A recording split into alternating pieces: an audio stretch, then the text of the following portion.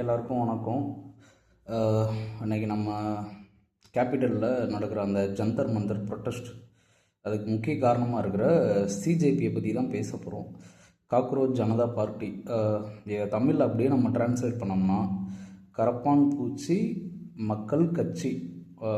இதுக்கு ஏமா அந்த மாதிரி பேர் வச்சோம்னு தெரில. சத்தியமாக இது படிக்கிறதுக்கே அருவருப்பாக இருக்குது. நெக்ஸ்ட்டு ஓகே, அவங்க ப்ரொட்டஸ்ட் பண்ணுறாங்க, ஸ்டூடெண்ட்ஸ் சப்போர்ட் பண்ணுறாங்க, யங்ஸ்டர்ஸ் சப்போர்ட் பண்ணுறாங்க, அது எல்லாமே ஓகே. அதுக்கு பார்த்திங்கன்னா இப்போ நம்ம ஒரு கண்ட்ரியை சேஞ்ச் பண்ணணும் அப்படின்னா வெறும் மீம் மெட்டீரியலை மட்டும் நம்ம அந்த கண்ட்ரி லோகோ இதெல்லாம் போட்டு ஒரு நாட்டை மாற்றுறது வெறும் ஒரு ஆஃப்டர் ஆல் மீமால் பண்ணுறது நல்லா இல்லை. ஒரு இஷ்யூ பேஸ்டு மீம்னா அது ஓகே அப்படின்னு எடுத்துக்கலாம். செகண்டு, ஒரு ஸ்டேட்டை நம்ம சேஞ்ச் பண்ணுறோம், அதுக்கான அந்த கோரஸாக சவுண்டு இது பண்ணுறோம், ப்ரொட்டஸ்ட் பண்ணுறோம், ஒரு ஹங்கர் ஸ்ட்ரைக் பண்ணுறோம், இதெல்லாம் முன்னாடி பண்ணிகிட்டு இருந்தாங்க. இப்போ அதுக்கான எவ்வளோ வழிகள் இருக்குது. நெக்ஸ்ட்டு இப்போ இருக்கிற அந்த ஏஐ டெக்னாலஜி வேர்ல்டில்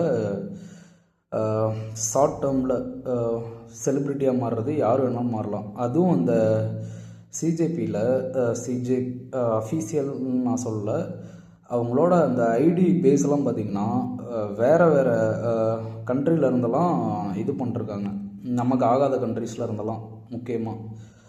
செகண்ட் அவங்க இளைஞர்களோட கோபத்தை பேசுகிறாங்க, ஆனால் அதுக்கான தீர்வு என்னன்னு சொல்ல மாட்டேங்கிறாங்க. நெக்ஸ்ட்டு, கல்வி முறை சரியில்லை. ஆமாம், கல்வி முறை சரியில்லை தான். அதுக்கான சொல்யூஷன் என்ன, அதையும் சேர்த்து நீங்கள் சொல்லணும்ல. இப்போ வேலைவாய்ப்பு இல்லைங்கிறீங்க, வேலைவாய்ப்பு உருவாக்குறதுக்கான வழிமுறைகள் என்ன, ஸ்டார்ட் அப் என்னென்ன பண்ணலாம், அதுக்கான ஐடியாஸ் என்ன. நெக்ஸ்ட்டு, விவசாயம். அதே சேம் தான். விவசாயத்தில் என்னென்ன குறைகள் இருக்குது, மத்திய அரசு மாநில அரசு அதை சேர்ந்து என்ன பண்ணலாம், விவசாயிகளுக்கு என்ன பண்ணலாம், இதெல்லாம் நீங்கள் சொல்யூஷன் சொல்லணும். வேலைவாய்ப்பு இல்லை, பாவர்ட்டி,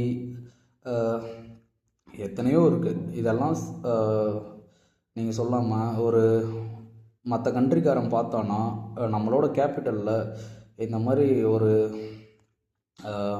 ப்ரொட்டஸ்ட், ஹங்கர் ஸ்ட்ரைக்கு இந்த மாதிரி நீங்கள் பண்ணிக்கிட்டே இருந்தால் இது என்ன அர்த்தம்னு புரியல. நீங்கள் போராடுறதுக்கான எல்லா ரைட்ஸும் இருக்குது. ஜந்தர் மந்தரில் எங்கே வேணுமாலும், காஷ்மீர் டு கன்னியாகுமரி, இந்தியன் சிட்டிசனாக இருக்கிற எல்லாருக்குமே ரைட்ஸ் உண்டு. அதில் உங்களோட அஃபீஷியல் மெம்பர்ஸா இல்லை சப்போர்ட்டர்ஸா இல்லை அவுட் ஆஃப் த பார்ட்டி மெம்பரா, இது எதுவுமே தெரில. ஒருத்தன் பேசுகிறான் நேற்று, இந்த ஆர்டிகல் 370 ரிமூவ் பண்ணணும் அப்படிங்கிறது.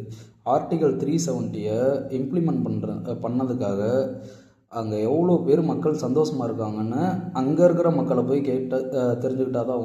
சும்மா இங்கே யூடியூப்பில், ஷார்ட்ஸில், ஒரு எஃபி, இன்ஸ்டா, எக்ஸில் இதிலலாம் ஒரு போஸ்ட்டை பார்த்துட்டு எல்லாருமே சிஜேபின்னு ஒரு கோரஸாக சவுண்டு விடுறதுல என்ன நியாயம் இருக்குதுன்னு சத்தியமாக புரியல. எல்லாத்துக்குமே தீர்வு இருக்குது.